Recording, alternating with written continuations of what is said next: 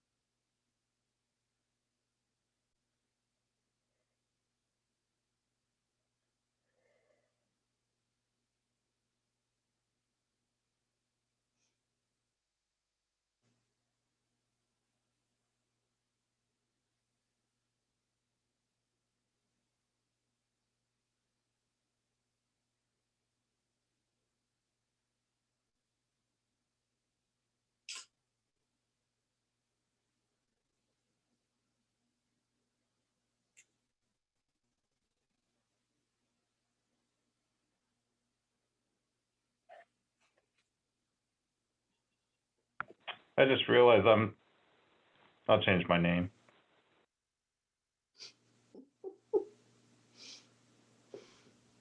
Is that you, Juwan?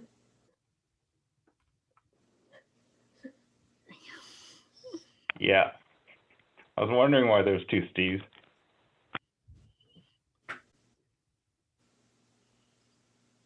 You're fixed now. Hey, Aaron. Hey, Pat.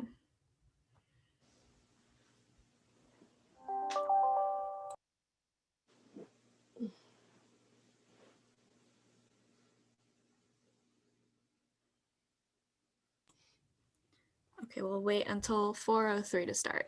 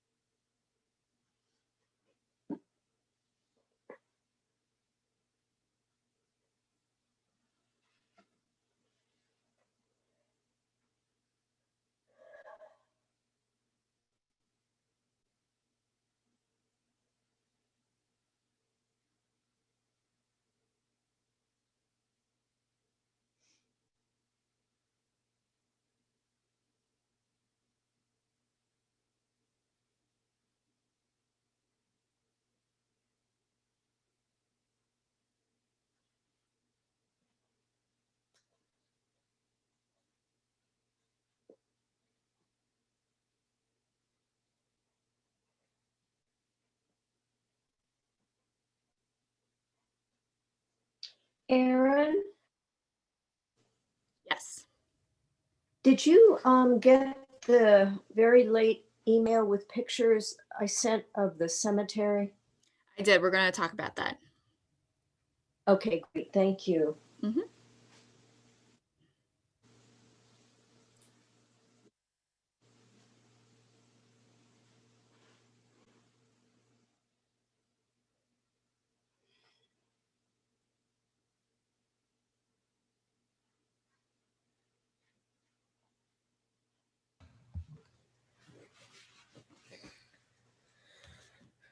Good afternoon, everybody. Well, hey, you look happy. Am I happy? You look happy. We're doing all right. Good. How's everybody else? I'm still alive. Compared to where we were at last month, and we had just, I guess we hadn't, let's say we were in a different federal government. I'm much happier. Yes. Yes. New federal government we have, if I can, insert some politics into it, but. It's okay. Okay. We're all there. Well, no, I shouldn't say that. I'm there with you. But, and I'm happy that we have some, it looks like if I read the meeting materials correctly, some, I guess, more information to be able to make some good decisions today, hopefully. So. Yeah.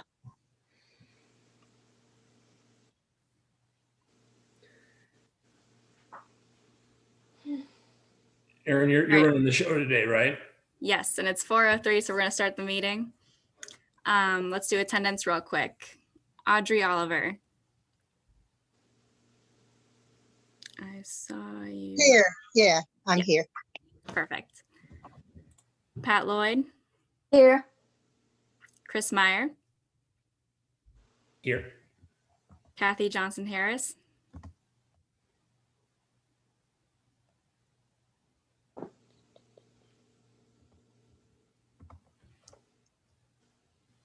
I see you, but I don't hear you.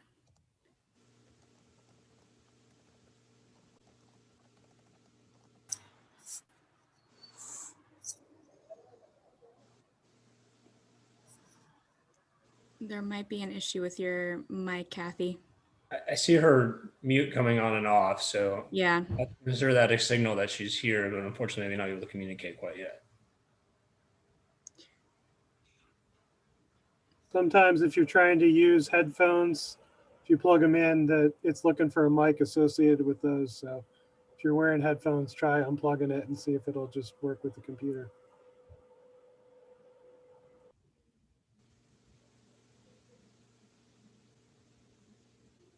okay, we'll come back. Kathy, if you continue to have trouble, you can use the chat feature in the Zoom webinar and we can communicate through that. Kim Spalding, Here. Katie Well, Rupp, not really. Well, not here in Charlottesville. Now I'm at the beach in Mexico. Katie Repnick, Ketty, yes, here. sorry. And then Tania Dowell, I don't see her. Okay. Are there any changes or additions to the meeting or the meeting minutes from December 16th? No. All right, so then I will go ahead and get those published. Is that okay with everyone? Yes. Yes. Okay. All right, a couple of updates for the task force. The one big one that I put first thing in the email was the HUD timeliness update. So the city was issued its second timeliness warning due to untimely expenditure of CDBG funds. So basically what that meant was projects were not spending down funds fast enough to meet HUD timeliness regulation. And this was due to a various delays that happened last year. The big one was COVID, weather delays, subcontractor delays, projects weren't getting enough client interest, et cetera. So our HUD field office representative, Ms. Carolyn Myers, and our project manager, we all got together to see what we could do to keep these projects moving along and also not jeopardize anyone's funding for the future. Our next timeliness test is May 1st, 2021. If the city fails to meet this deadline, HUD will decrease our grant award for next year, and we're looking at a $200,000 cut, which would decrease the Ridge Street budget significantly. So HUD recommended a budgetary change. The funding award that Ridge Street was given this year will be partially spent on the final change orders and completion work that's needed at 10th and Page Park, which is a CDBG park. In return, Ridge Street will be receiving an additional replacement grant funding in 2022, which is the final Ridge Street cycle for that third year Ridge Street rotation to make up for the funding that has to be spent this year. And just to clarify, like no funding is being lost. It's just being kind of shifted around. This gives Ridge Street more planning time and staff additional planning time for the engineering and design work that has to be done on the Ridge Street project that gets decided on in the end. It'll also help with the CDBG timeliness test that has to be met by May 1st. So you still have the 500,000, just the majority of the funding will be given in 2022. So Aaron, was this a result of the Rich Street Task Force not spending its money timely? Not necessarily, it's everyone just not spending funding timeliness. It was just all Oh. around. Okay, This was an ongoing problem that the city was facing since last year, and it was just waiting to happen. okay, that's fine. The next two items that I had on my plate, so the traffic and actually not traffic, but the parking concerns that were brought up for Raymond Road and Brookwood. Mhm. The traffic unit supervisor, Sergeant Lee Gibson, is going to take a look at that for you guys. So Thank the you. police department does have that now. For the housing rehab projects, no one has responded to the letters that were sent out. I think it was the 7 or 6 houses on Ridge Mhm. Street. I still haven't received any feedback on those. So we're still pending. And Thank you then for getting on that, though. yes, of course. And then for mixing CDBG and local dollars, there's some guidance on HUD as far as not mixing federal dollars and local dollars, just because it gets confusing for Davis-Bacon and Section 3 requirements for the reporting aspect. So we do need to keep the federal dollars and local dollars separate moving forward. Okay, then we have the priorities chart. So our staff experts, Mr. Stephen McNally and Brennan Duncan, both provided us estimates for the Ridge Street priorities chart. And I will pull that up now for you guys to look at. Kathy, I think we can hear you now. Can you try speaking? Hello? Yes. All right. Yeah. Yay. Okay. I'm going to try. I was traveling, and so I'm going to try to get, I'm at home now. I'm going to try to get on the computer also. Okay. Glad to have you.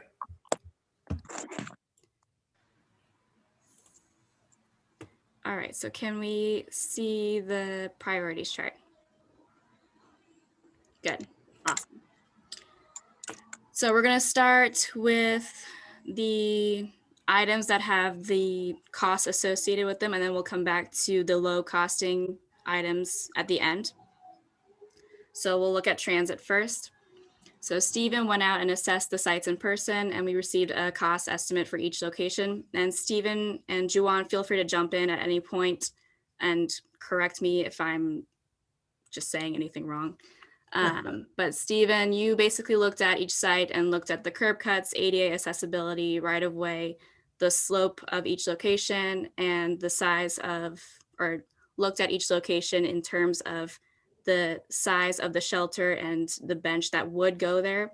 And then you came up with the cost for each Is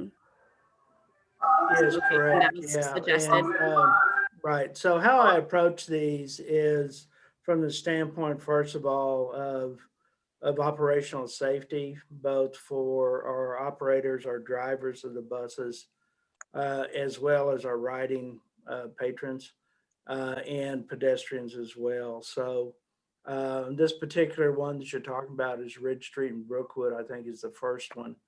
And I took some pictures there that to kind of supplement my narrative. And would you mind if I just kind of paraphrase the narrative? And I'll go through some of it in detail if that's what you'd like me to do.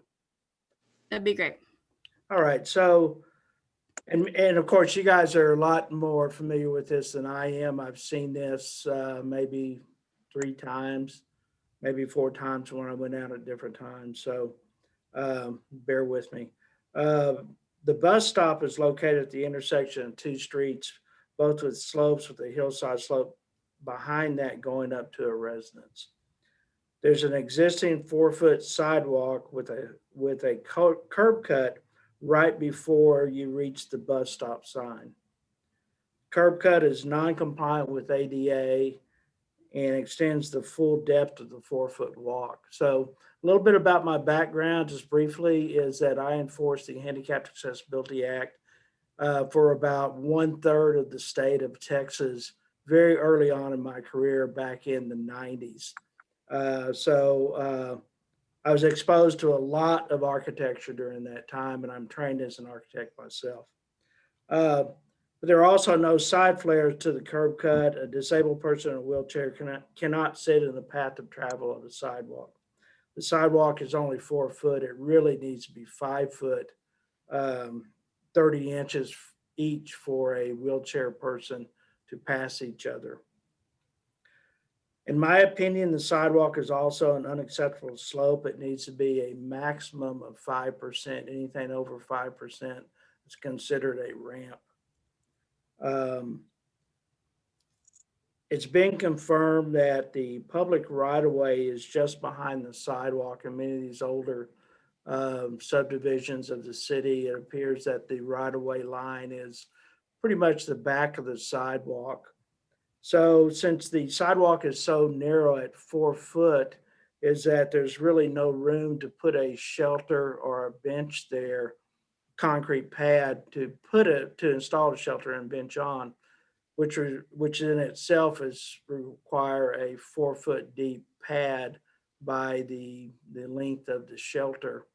So in order to do that, it means we have to cut it into private property, and that requires a acquisition process because it is CDBG, it's federal dollars, is that we have to follow the Uniform Act. I think it's called the Uniform Relocation and Real Property Acquisition Policy Act. It's a mouthful. So that requires a process of appraisals and negotiations with a private property owner where you may or may not reach conclusion on that and be successfully able to acquire a property. But at any rate, that's what I took that into account on an allowance, and my cost on this is not absolute. It is magnitude of cost estimate.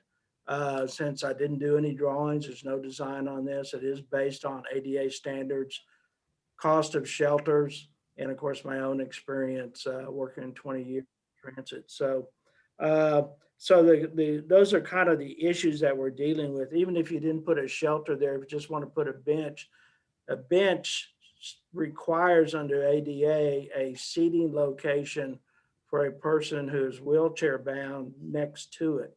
So that space is 30 inches by 48 inches. So you're still looking at about a 4 foot deep pad there by the length of whatever bench plus the handicap space that you're making allowance for. So that's how I came up with the cost that I did: survey plus appraisals for acquisition, acquisition of the right-of-way itself, legal and transfer fees, recording fees, all the necessary documentation that we all don't like to do. The shelter with a solar light and bench cost, and then of course installation, that is construction of all of that with a concrete pad. And in this case, because of the hillside behind it, I estimated require a 36-inch retaining wall so that it didn't get washed out by planting and mud material coming around over the top of it, around the sides of it. So together I came up with $24,000 for that particular location. It seems very high. That's what it is. Can you talk a little bit about the industry standards for the ridership data that you provided? Sure, absolutely. So part of my recommendation is it's not recommended for improvements, and part of that is based on low ridership data. And I had Juwan pull the ridership data for the year of 2019. which was, of course, the last full year before COVID hit us. And so these numbers for the calendar year of 2019, total riderships for all of Route 1 was 76,566 passengers. So total of all stops on Ridge Street was 6,211, so 6,211, excuse me. That was 8.11% of the total riderships for the route. Well, that only comes to 17 riders per day. The best practices and really the standard that's accepted in the industry is 50 passengers a day for a shelter. And the reason why is you can look at the cost. The cost is a pretty heavy investment for the transit agency to put in a single shelter. It's a little bit cheaper for a bench and for just a trash can, those type of amenities, but still with a bench, you're still having to do a concrete pad with a space available for a person who's wheelchair bound to sit next to them. I do have a couple of questions, Aaron, if I may ask them. Yes. Just looking at the Ridge Street Brookwood Drive intersection that you just spoke about, Mr. McNally. I seem to remember, Kim, that you said there used to be a bench there. Let's see. Am I unmuted now? Yes. Yeah. Okay. Yeah, there was a bench there and there was some damage to it. It was all metal. And so there were some pieces that had kind of lifted off. I guess they lost their weld or something. And then the next thing I knew is somebody came along and just cut it off and didn't replace it. So there was a bench. And that's my understanding as well. Talked to Joanne, and that, of course, this is before my time. I've been in Charlottesville for all of 4 months, but but from what I understand is that it was damaged or it was per request of a property owner. But you're probably right; it was damaged, and I don't know who removed it. Most likely, somebody was assigned from CAT to go over and cut it flush with the concrete and remove it. As far as anybody replacing it there, I don't have any information on that. All right, and I guess my second, it's not really a question, maybe more a comment. I was looking at the total riders and percentage of total on one of the sheets that you sent us, Aaron. And if I look down at West Market Street in Old Preston, the total ridership is 335, and I believe there's a shelter there. I may be mistaken. And then also at the Omni Hotel at Ridge McIntyre Road, the ridership is listed as 145, and there's a shelter there too. So both of those places have far fewer ridership than several of the Ridge Street places we're looking at. Actually, that's just for Route 1. So the two locations you mentioned, Old Preston and Omni, they're highly utilized by a lot of folks. They're just not getting on Route 1. So these are just all right. numbers just for Route 1. Just Route 1. Okay, thank you. That explains. So I have a question. Where does Route 1 run? Because Route 6 runs to Ridge Street. I'm sorry, yeah, I got the numbers wrong. I meant Route 6. So the spreadsheet you have is ridership just for Route 6. But the two stops with the shelters, they're pretty much all but one of our routes serve those stops. I think I made the error of saying Route 1. It is Route 6. Okay, thank you.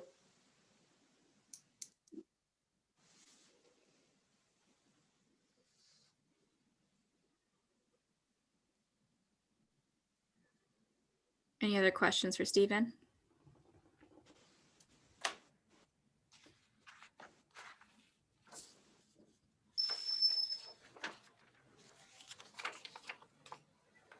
You want to go on to the next one? Yep. All right, very good. Ridge Street and Hartman's Mill intersection. This is a unique location. Of course, there's two locations here, 1 and 2. Location 1, let me deal with location 2 first, since that really I was kind of preoccupied with that location because of everything going on with that corner location. And that is the images that I have in my, the first images I have in my supplemental to this narrative. And as you can see, the retaining wall right there. And the sidewalk comes around that corner. And right at that corner is the curb cut.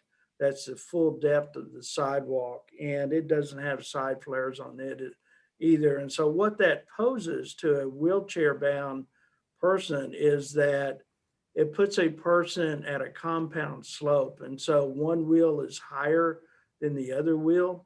And that's a real accident waiting to happen there.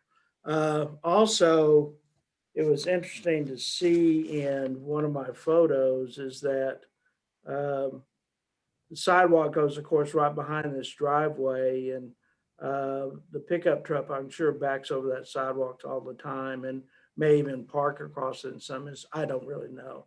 But it's interesting to see, Aaron, and the images that first came out with your documentation for the last meeting. The image for this particular location has about 3 trash cans that are stacked up right there on the sidewalk around that corner as well.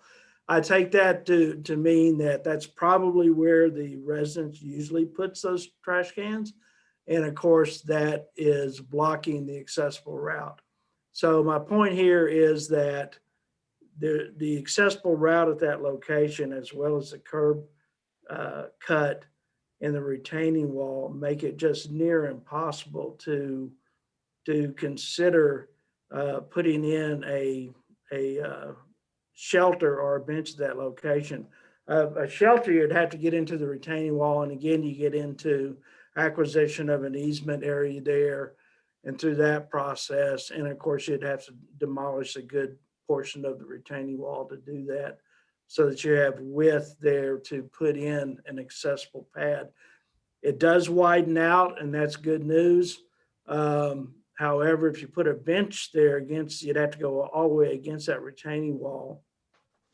And even then, it reduces the clear width for passage of a wheelchair person and puts them at risk of even going off the curb. In my opinion, it's just not a good location for these type of amenities. So I'm not recommending that any improvements be made at that location for transit.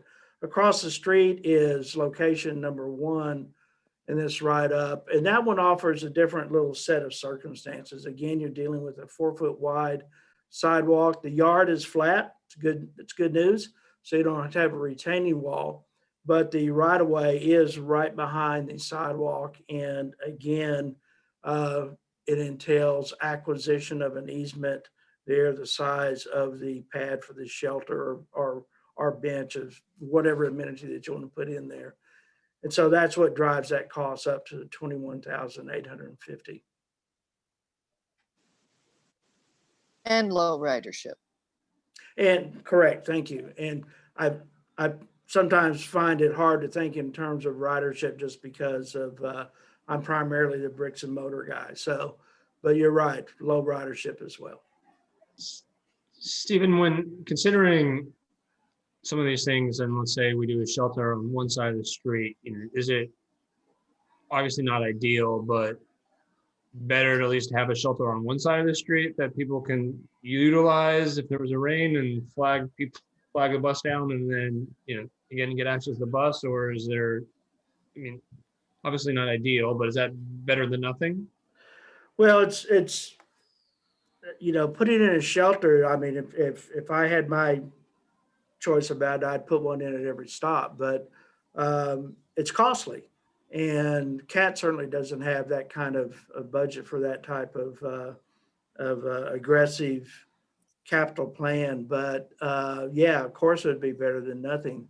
But is that really supported by the ridership? And can that money of 21,850 or 24,000 or more, even depending on what is negotiated with the property owner, could that be better utilized on another capital improvement such as lighting or a sidewalk access? Because again, you have a 4-foot wide sidewalk, which is really not a very good accessible route. Yeah, thank you, Stephen. And we'll, I'm not trying to make the world perfect by any right, means, but we are responsible for, if we make these type of installation, is that we are required to meet ADA standards. okay.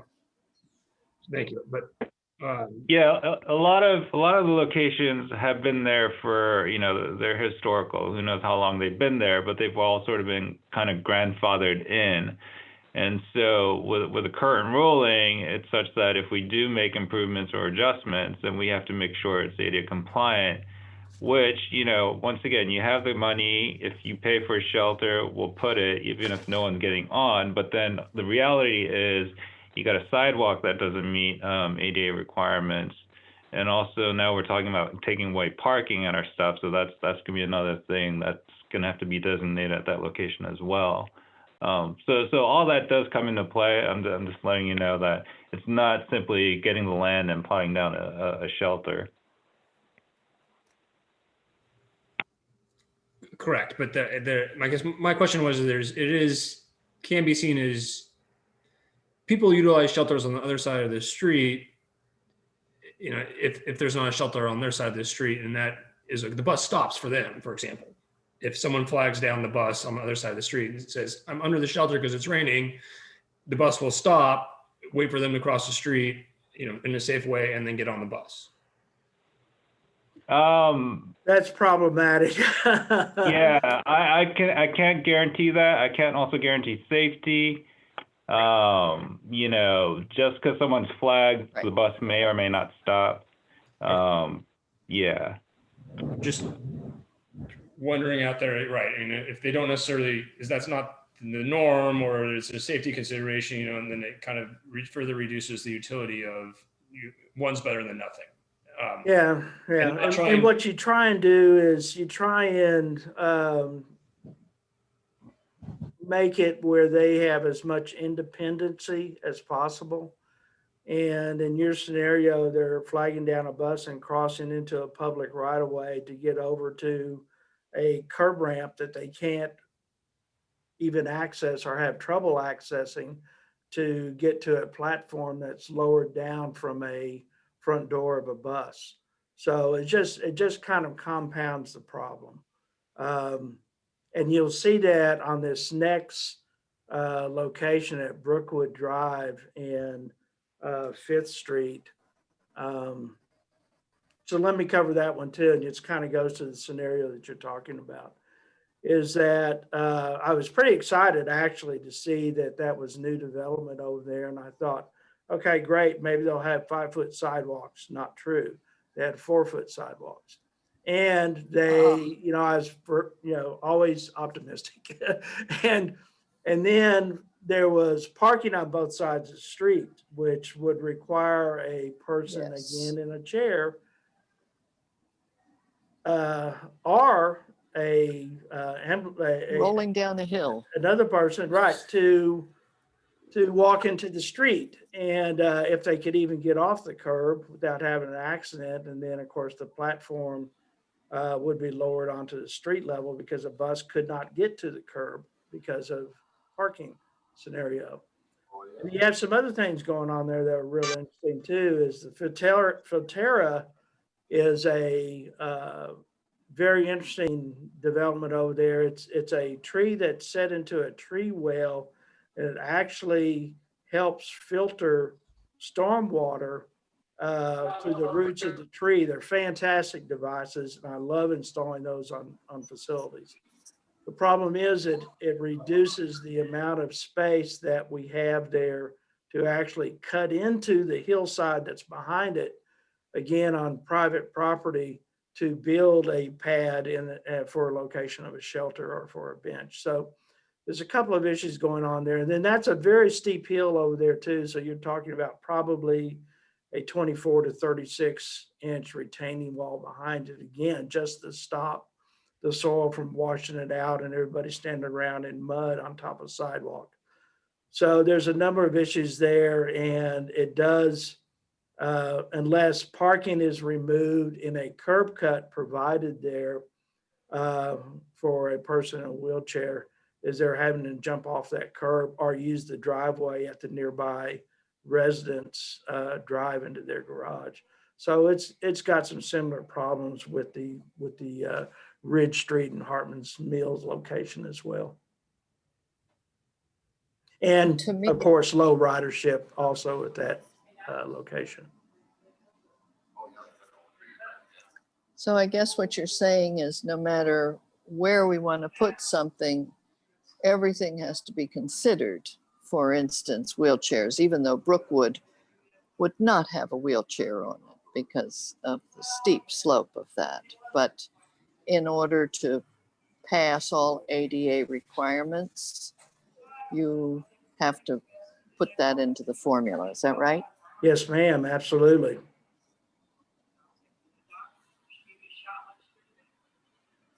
Okay. Well, thank the you. only comment that I wanted to add earlier, while we were talking about that, is not only is it going to be problematic for people to have to go across the street to try to flag the bus down, but we also don't want to have to put that that pressure on the bus driver to have to be looking for people, wondering, well, are they across the street under the shelter? Do I need to stop? Do I not stop? Did I miss somebody? You know, that sounds like a whole nother layer to that component as well. Yeah, that just sounds dangerous. So the last one of this block is the Ridge Street 1000 block. And again, I had shelter and bench at the end of the 1000 block of Ridge. And I think we briefly touched on this, so Joanne did in the last meeting in December, and lack of space for buses to turn around. It's never a good idea to bring a bus into a cul-de-sac or a dead end of a street, because the problem with the operators they're trained, they can back it up. They're not allowed to back up a bus. The sight lines are very dangerous, and it's very hard to see out around those blind corners of the back of a bus. If you're, it's a 35-foot bus with a bicycle rack added to the front of it. So the turning radius is not anywhere close to a car. Again, there's cars located on both sides of the street. So the recommendation here is to have Jaunt Services provide manifested riders or ridership.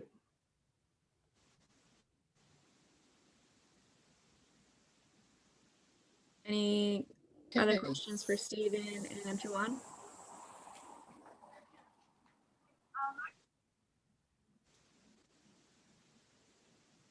So it sounds like overall for these different transit potential projects and locations, these sites that have been proposed are not overall recommended for improvements.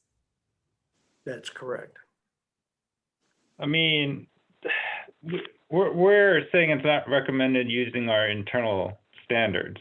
So ultimately, it's your money and it's how you're going to spend it. So if you're buying the shelter, you're paying for the increased or sidewalk infrastructure improvements and whatever, then you know it's possible, but you know the price could keep ballooning, and then it gets complicated because now we're talking about private property acquisitions and whatnot. So I think ultimately, really, the question is it really worth the money you have, and going through all that. Right, so maybe looking at some of the signage and sidewalk improvement projects to see if those may be more cost effective would be a good idea. And then we could revisit this transit if we thought strongly one way or another about the different project locations, even if they haven't been recommended by internal standards. So another thing you could do is maybe propose alternate locations. I mean, certainly we can go out there and look too to see if there's a better stretch of Ridge Street where we can move a bus stop to. But it's still, you know, wherever we put a new stop or move the stop, we still fall, you know, we still have the same physical constraints, you know, that we have on Ridge Street, which is narrow sidewalks and not enough right of way. So. Okay, well, thank you both for this information. This is helpful. You're welcome. Yeah, thank you, Stephen and Juwan. So we're gonna move on to the sidewalk. Before we move on, I have a question. Yes. The bench that is on Brookwood Lane, who put that in? The developers, Okay, so because that's where the bus used to stop. it used to Okay. stop. Yeah, okay, thank you. Maybe we can take that bench and give it to Kim to put on her property. Okay, so we're gonna move on to the sidewalk projects, and Brennan gave us the cost estimates for each location. Brennan looked at the existing conditions at each location, so like the retaining walls, grading, engineering and drainage work. Some locations needed tree removal. Brennan, do you want to talk a little bit about what went into each cost estimate for these locations, or if I'm missing anything? And then if the task force has any questions for Brennan, we can go ahead and run through those. Sure. These are kind of like Transit did. These are very high level estimates.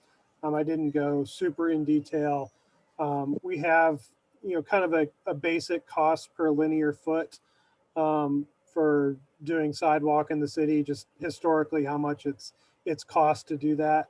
And then I put some inflation in there for just having to have the plans engineered and the fact that it's federal project versus just a local project. So there's its own Davis-Bacon wages and all that kind of stuff that goes along with it. So for the majority of these, it's just a linear foot of sidewalk multiplied by that factor. And then in the locations where a retaining wall was needed, I did a very similar thing there as well, with just kind of the square footage of retaining wall that would be needed, you know, times the price per square foot. So would it be helpful to go through these kind of in the map view and look at them? Aaron, I can share my screen if you think that would help. Yeah, I'd like to see them on a map, Okay. We'll see. please. So give me a second here. See if I can get my Ready to my give- Zoom screen, my email screen that has the document, and my map all going at the same time. All right. So where's my share screen? All right. Let me know when everyone can see my screen. All right. Yep. Got it. You got it? All right. Yeah. So the first one that I had on there was the Brookwood and Ridge. So I believe that would be right here. So this really, there's the east side of the sidewalk, which is kind of continuing it down. There's about two and a half properties there that would need it, and some retaining wall work there for the east side. So again, that's a very relatively short sidewalk section. So, you know, that one comes in at about 50,000. The west side is a little bit longer and comes in at 55. The next one was Woodford. Wait just a minute. Sure, go ahead. On that, this is Cam, because we're talking about my corner. Yep. And so I have a corner lot, and I'd say a third of the Brookwood piece doesn't have a sidewalk. And then the next lot doesn't have a sidewalk. And then the sidewalk starts up again. Correct. Okay. Yes. So that one, again, just to, the distance that we've got to go is only about 100 feet of sidewalk on that side. The sidewalk on the opposite side. Yeah, it's longer. It's two full it's lots. about 185 feet or so. So it's a little bit longer, but it doesn't need a retaining wall like your side does. So okay, that's why the costs are relatively similar. So I have a question for Kim. When you see folks walking to the bus stop from Brookwood Drive, what side of the street do they usually walk on? Well, it's not that they're walking from the bus stop down the hill. There's not that many people down the hill. Well, there's a few. And it depends on what side they live on, I think. Okay. The main thing that I see is just residents in general walking up and down Brookwood as a stroll rather than as a going to the bus stop per se. And they're not walking, I don't know well, they would be walking on, I guess on my side, whatever side that is, because they're going to turn down Ridge Street. So they're going to make a right-hand turn at the bus stop at the stop sign. They're going to make a right-hand turn. So they're usually on my side of Ridge Street. Okay. So I run Route 6 a lot, and there's a lot of people in Brookwood that gets on the bus at the bottom of the hill where you come down to Brookwood, but come out to 5th Street. That bus stop at the bottom of the hill there, that's where you get the most of your people that ride that bus. And that's a lot of people that get on that bus. Yeah, we're just talking about the sidewalks at this point. Sidewalk, filling in sidewalks. Okay. All right. The next one that was brought up for possible sidewalk was Woodfull Drive. Currently, there's no sidewalk on either side. There's also no sidewalk where it ties in. Is it at Raymond? Is that the road? Yeah, Sorry. Raymond. Yes. Or I'm sorry, Baylor. So where Woodford ties into Baylor, there's no sidewalk there for it to tie into. So if we were going to do one on one side of the street there, it would make sense to make sure that it ties in to another sidewalk. There's a few more driveways on one side of the road, and it looks, at least by our GIS, like there's possibly a little bit more right of way on the east side. But they're both doable if that's a route that everyone would want to go. The next one is kind of right in that same area with Baylor Lane and Raymond intersection. So again, we have sidewalk that comes down on one corner, and then just tying that in to the missing gap. But I would, if you're going to do that, I would go ahead and tie into Woodford there, so that again, if you're doing that sidewalk, that you can do that. You can go ahead and tie that in back out to Raymond as well, but there's no sidewalk on that side, so it would just, we'd have to probably construct some sort of receiver ramp on the opposite side. It may get kind of dicey with that driveway, but again, it's just a matter of figuring out where all that goes. But the cost for all that's listed there with the north-south and then the South Raymond connection as well. I can no longer see that chart. I can, okay. We can't have it all up at one time, but we can go back and look at those costs after the fact. I'm just refreshing everybody's memory as to where these are. Raymond Road. So this one, as far as priority sidewalks go, there is a sidewalk on pretty much one side of Raymond. It switches at one point, but there's at least one side that has sidewalk for the entire length. So just as a recommendation, for what the city would do in this situation is, you know, prioritize those sections that don't have sidewalk on either side first, and then look at filling in gaps where there's sidewalk on only one side. But there is, you know, a significant length of sidewalk here.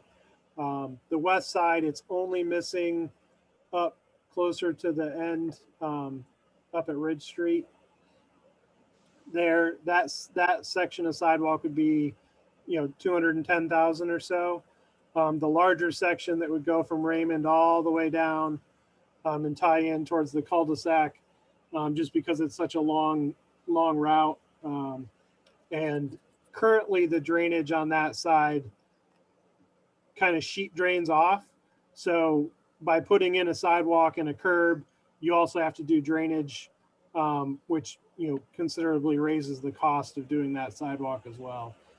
So you're getting up, you know, in the $700,000 range to do all of that section of sidewalk. I believe that was the area 2, Aaron, where they were talking about filling in the ditches. Yep. Yeah. So originally when we were just kind of, I wasn't looking at the exact stuff. I think I had estimated that as $1 million. So I overshot it a little bit, but not by a ton. Again, these are just ballpark estimates at this point, but, you know, doing work there would be a significant cost. 6th Street Southeast was one that we had, I think Amanda had brought up. She had brought up one, and while I was looking for that, I actually found another one as well. But we've got a couple of sections of missing sidewalk there. One is between Palatine, is that right? I think between Palatine and Rockland Avenue. So that one around 100,000. The other one is more towards the north, between Montrose, or up by Montrose. Yep. If I can find it again.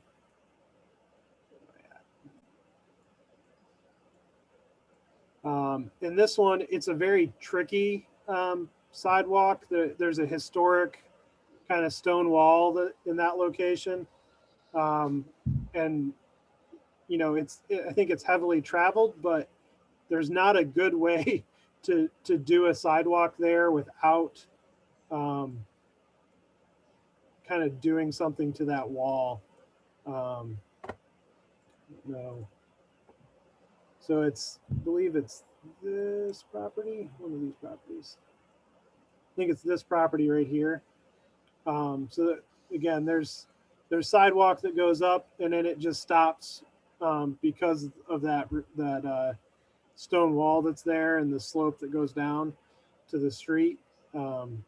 So honestly speaking, I mean, I put a number on it, but I have no idea how we would actually construct that one without doing something to that wall. So let me unshare my screen here, and then you can go back and maybe stop share. Pull up the sheet again, Aaron. Yep. So that was just a quick run through. You could easily spend all of the CDBG funds on sidewalks and not complete them all. You know, obviously, as you guys are setting priorities, you can pick and choose which ones of those you want to do. And then I think sidewalk or signage. Most of the signage that you guys had listed is fairly low cost. We can probably accomplish all of the stuff that you want to do there for less than $2,000 as far as signage goes. So wow, really? yeah, I mean, individual signs run, you know, $60 to $100 for just a standard sign. And then if you want to do like the kind of flashing your speed is sign that, you know, flashes up the actual speed limit, you know, those are, depending on if there's electricity there and that kind of stuff, you know, $500 to $1,000. So Oh, again, that would be great. right. So I think, you know, we can do probably the majority of the signage stuff that you want to do. And with the recommendations that Transit had, unless there's a specific one that, you know, you really think you want to do for Transit, again, you can spend all of your money on Sidewalk and fill in, you know, as many gaps as you can with the dollars that you have. Thanks for that info. It's very helpful. Are there any questions for Brennan?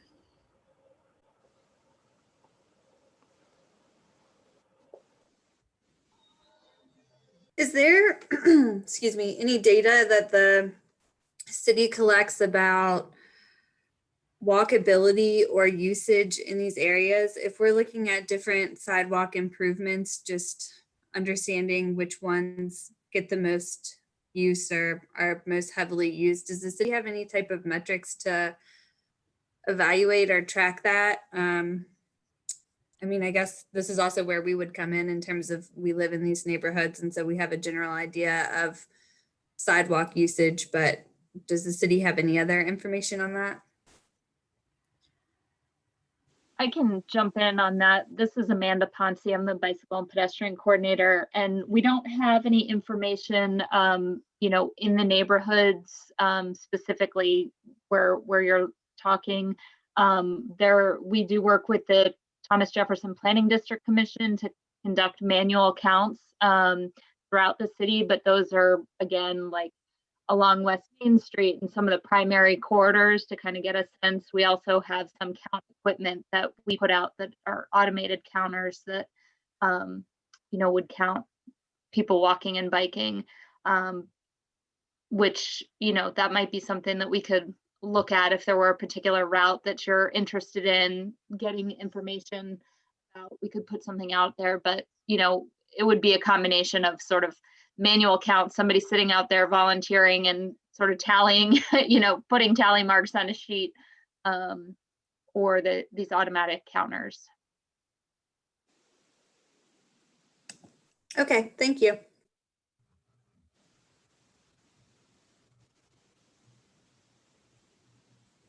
Well, given all the info that we've gotten here, which has been very helpful, as I said earlier, I for one would say, let's go ahead and do all the signage. I can't believe it's that low, because that's only $2,000 unless I misheard. No, you didn't mishear. Like I said, the speed limit signs and stuff are not expensive.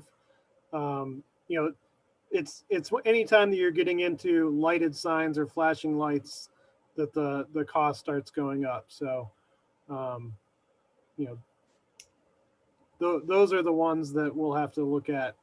Where do we have electricity? How are we going to get electricity to it? Is it solar powered?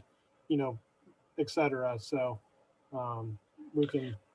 I agree with Pat Lloyd about the signage. However, my biggest concern is the old ridge going across 5th Street. And I realize that the council is taking action on that. What I thought about when I actually made that statement at the last meeting was something like what's on the Belmont Bridge, because that's just a dangerous intersection, and kids going to school on foot, people going, and apparently they're getting ready to do some stuff on Cherry Avenue, and that's another connector.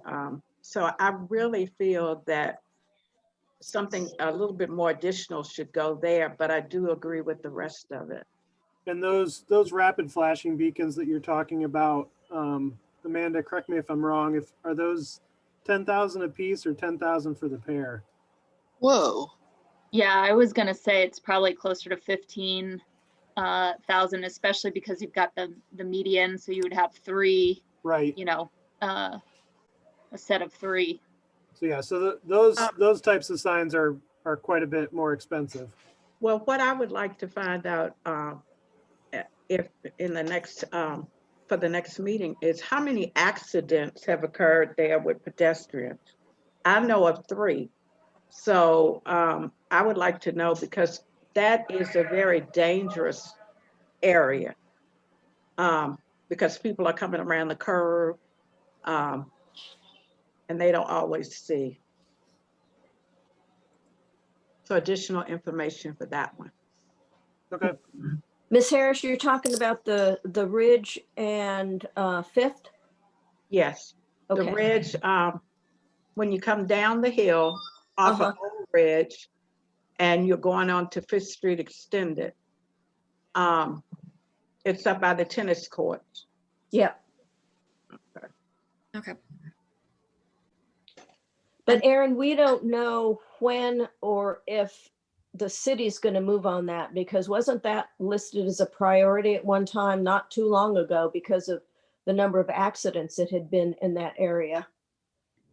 For the We're trying to, I'm waiting for a little bit warmer weathers to get some actual pedestrian counts so that I can send that data to, or share it with council. Because I don't want it to be skewed low because of the low temperatures and just not a lot of foot traffic necessarily using it right now. So I'm hoping to get that in the spring when it warms up just a little bit. But that is probably going to be one of the recommendations to council, is to go ahead and install something there. But again, if you guys are looking for ways to spend the money and you want to, that's something that you want to do, I could probably support it in that location. Well, I think $15,000 for a life is worth it. If we can save lives with having those flashing things, I think we should do it.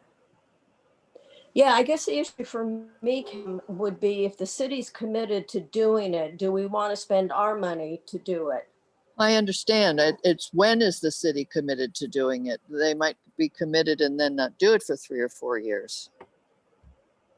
And what do you think, Raymond? Let me add to that one. We complained when there was a strong Ridge Street Neighborhood Association. We complained, and you see what they did. They painted little stripes out there, and half the people that drive over them don't pay them any mind. So that was the remedy for that. And we actually fought not to have that Fifth Street at all. But when they did, those white lines that they sometimes come back and paint are the ones that they call traffic calming. Some rumble strips might be good there too. Because the traffic is, I think they're also considering reducing the speed limit because the speed is way too fast coming up there. Yeah, down to 40. I'm not sure what difference. Oh, that's not slow. No, that's not slow enough. I agree. Because you're going right on to a 25-mile-an-hour limit on the other side of that light. That's a 20, 25. Nobody slows down. Well, another thing that we need to look at, and you all couldn't hear me in the beginning, is all of these things are really nice, but the police don't enforce them. So, come on, putting it down to 10 miles an hour. If people go faster than that, there's nobody down there to say, stop, so that's what happens with the parking and the traffic. I totally agree. One thing I do want to add is that, and I know council, you said, has already reduced the speed limit by 5 miles on Fifth Street Extended, but I would suggest that you try to drive Fifth Street Extended at a slower or reduced rate. And I want you to see how uncomfortable that drive is. So Mayor Walker actually gave the citizens a charge to try to drive down that stretch at a reduced rate, and to see how it will probably, the impact that they came up with is probably why they only reduced it 5 miles, is that it would probably cause more harm than good if they reduce the speed limit anymore.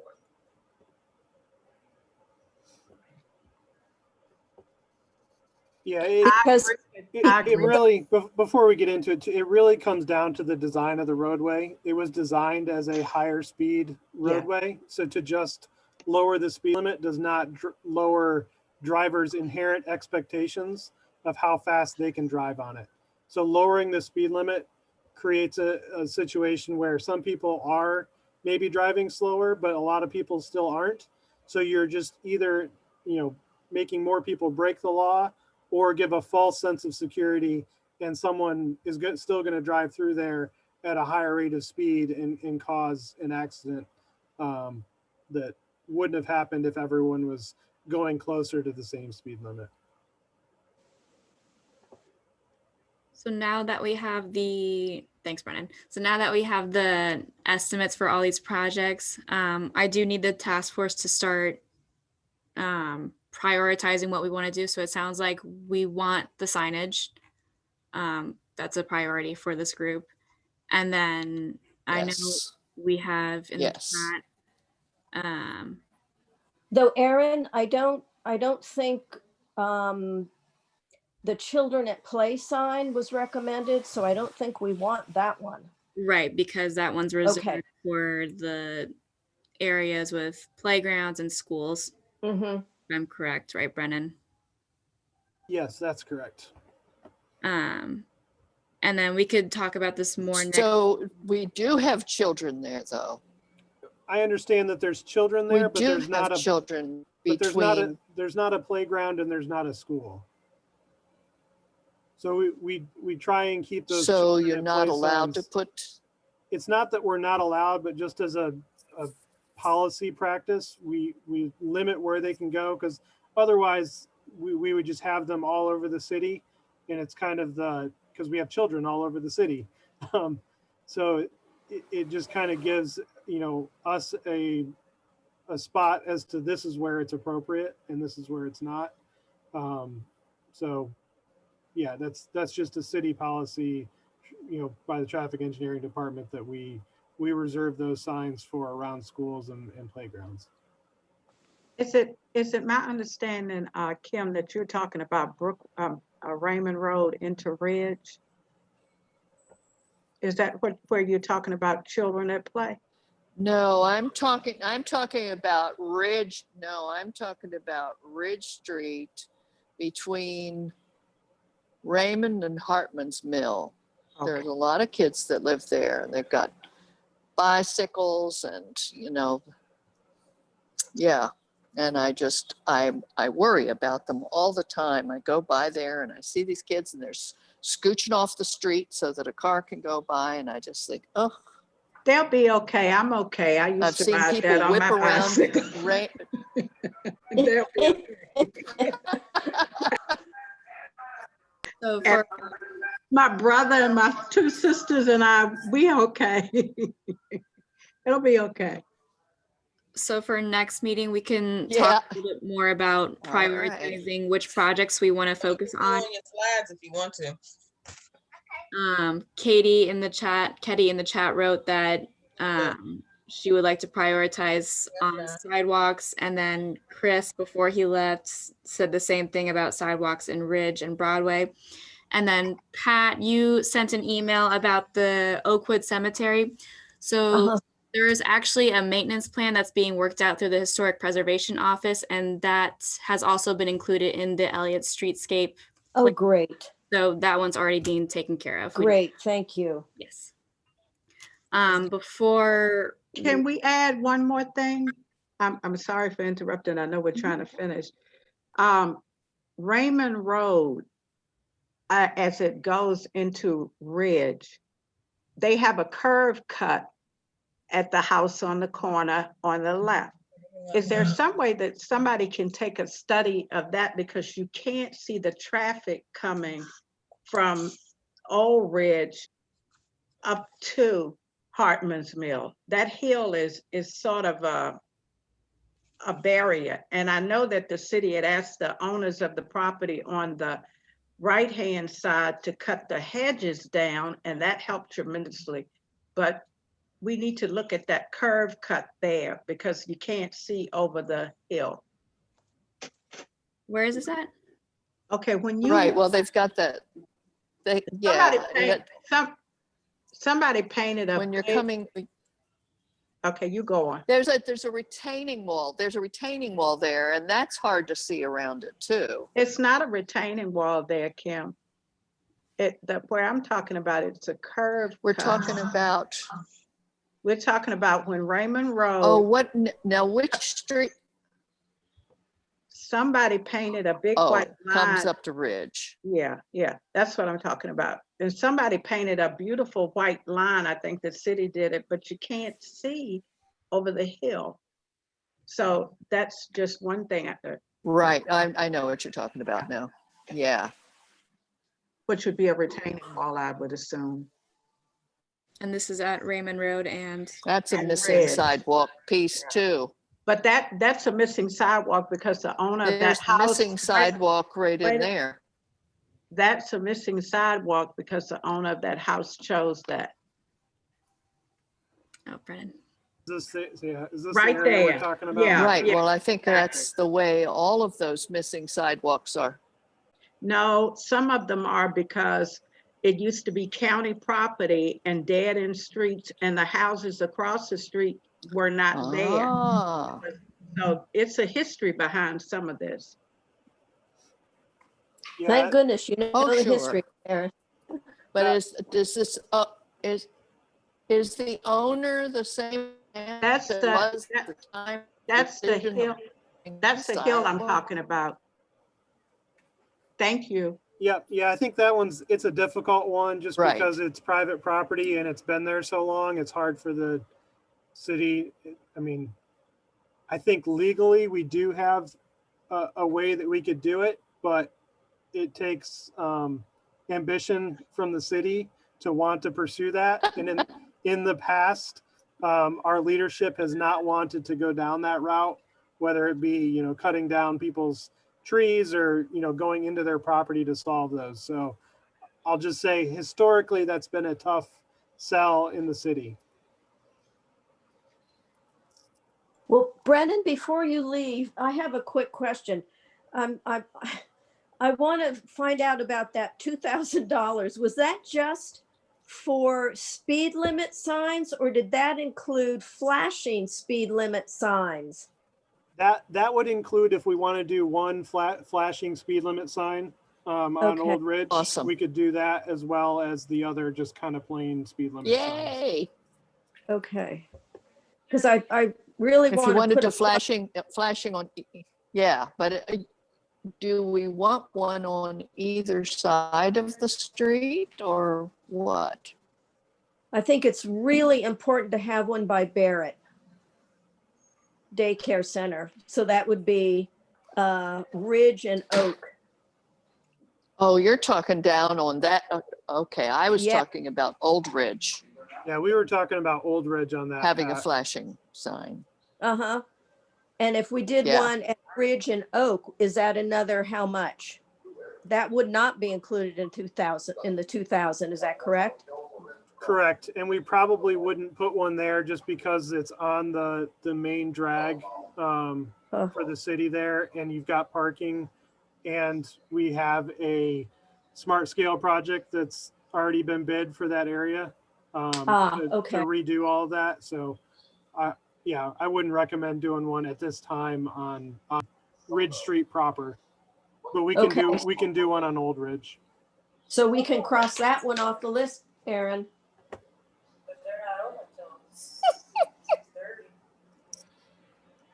All right, so I'm gonna set up another meeting in a couple weeks, so that we can flesh out some of the priorities even more. In the meantime, is there any other business that the task force wanted to bring up, or any last minute questions for staff before they leave? So I guess what No. I'm hearing is we're giving up on the transit stuff, the transit stops, because they've not been recommended. Well, They're- because the ridership is so low that it's not recommended. I mean, Well, and for other besides reasons, all the other issues. yeah. So we're kind of just looking at signage, flashing lights, and then make decisions on the sidewalk stuff. Sounds like it. But that would be, I mean, what a great improvement we would have. I mean, we have to look on the sunny side and say, okay, well, we can't do that, but boy, how about if those things were finished? That would Yeah. be good. I mean, you guys will be able to connect a lot of the missing sidewalks in the neighborhood over there. And Brennan, is it, I don't know what the limits are for city, but has there ever been a recommendation that sidewalks, if you've got them on one side, that's good enough? So as part of the city's sidewalk priority program, that's kind of, we try and get a sidewalk on at least one side, especially the further out in neighborhoods you go, obviously around downtown and high pedestrian areas, we want it on both sides. But once you get out in neighborhoods, we try and at least make sure that there's a sidewalk on one side of the street first. But we do ultimately want sidewalks on both sides. Yeah, so maybe we can focus on one side and see how far our money goes with that. Yeah. Okay. I do want to open it up to public comment before we adjourn. Is there anyone in the public who's watching who would like to speak to the Ridge Street Task Force? Feel free to raise your hand and I can call on you.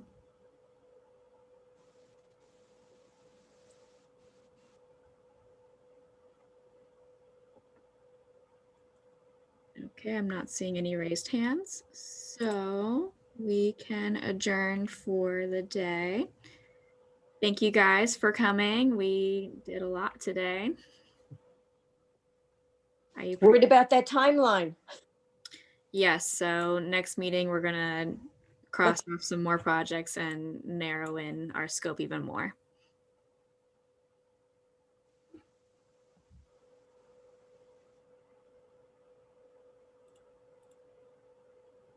Thank you all. Thank you, Erin. Thank you.